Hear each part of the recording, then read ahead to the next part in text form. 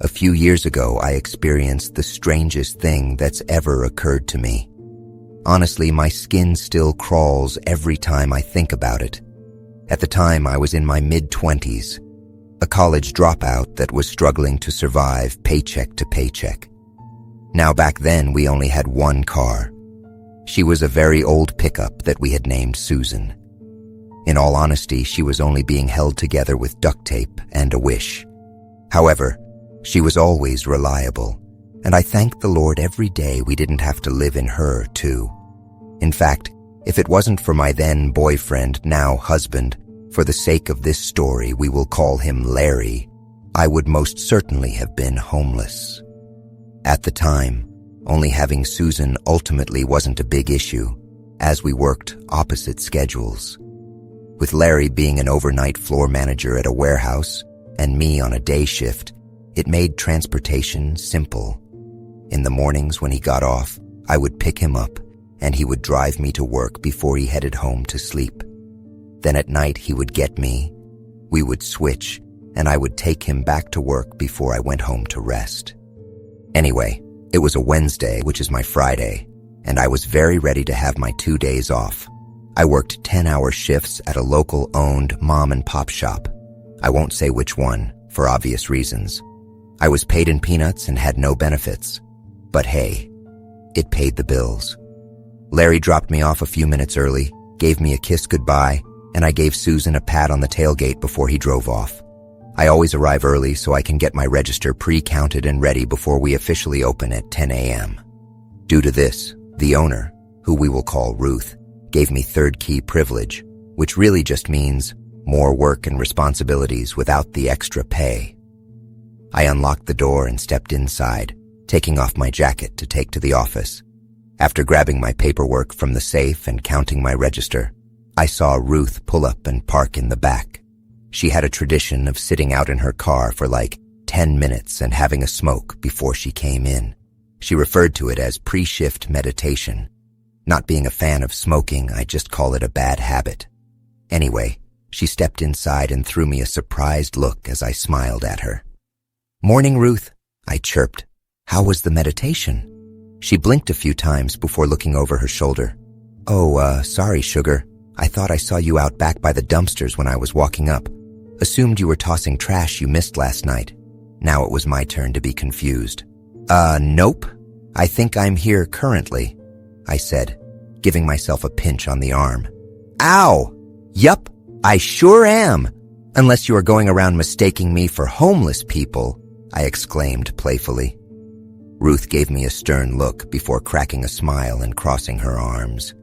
"You really are a ham, ain't you, girl?" She rolled her eyes and walked past me to the office. "Hey," she threw over her shoulder, "do me a favor and count up your register. It's bank day. I need the deposits." "Yeah, you got it. I already counted the registers. So all you need to do is get the deposit from the safe." She gave me a wide smile. "Thank you, sugar. You're always on top of it." Aside from a few fickle and rude customers, it was a good, smooth day. Our favorite regular came by to get her pack of gum and a 6-pack of beer. She looked like a tanned, bleach-blonde leather handbag. Truthfully, she was a hoot, and I kinda wished she was my aunt or something. Always telling just the most outlandish stories from when she was young. After I took my lunch, the rest of the day played out on fast forward, all the way up to 7:15, that is, 45 minutes before closing, and there were no customers in the store. I tried to fight the boredom. I really did. After ho-humming a bit, I decided to go to the office and check my phone.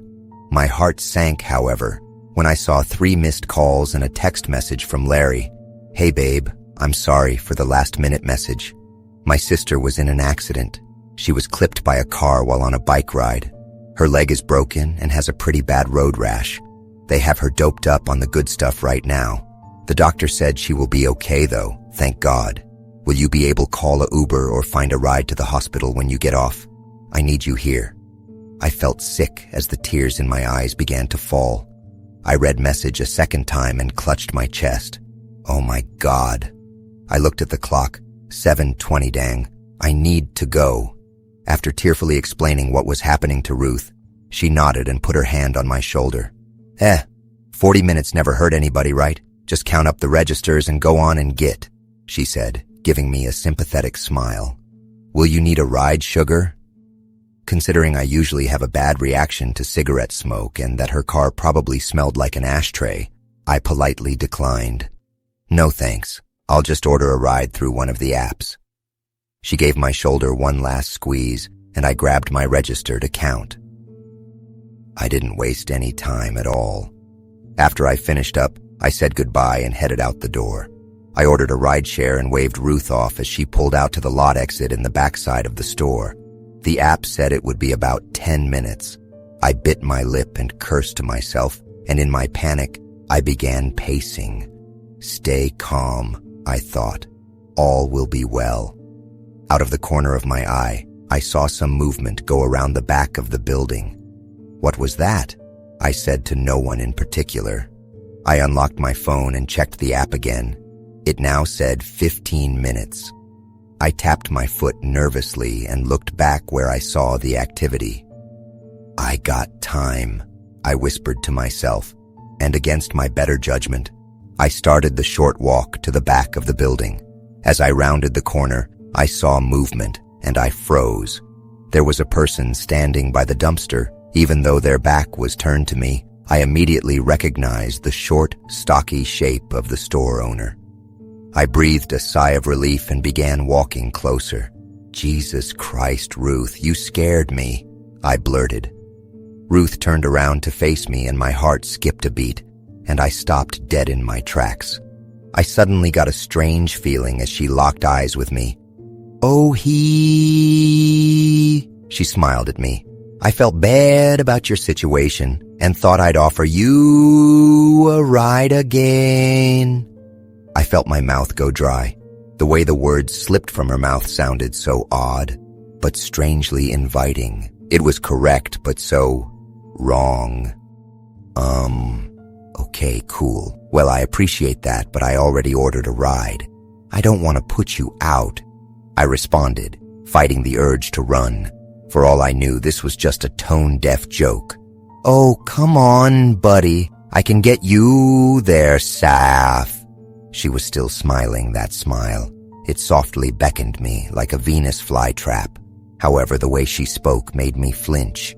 The odd emphasis on certain words and drawn-out nature made me both want to run to and away from her, like trying to fight the urge to vomit, a push and pull on my now trembling body.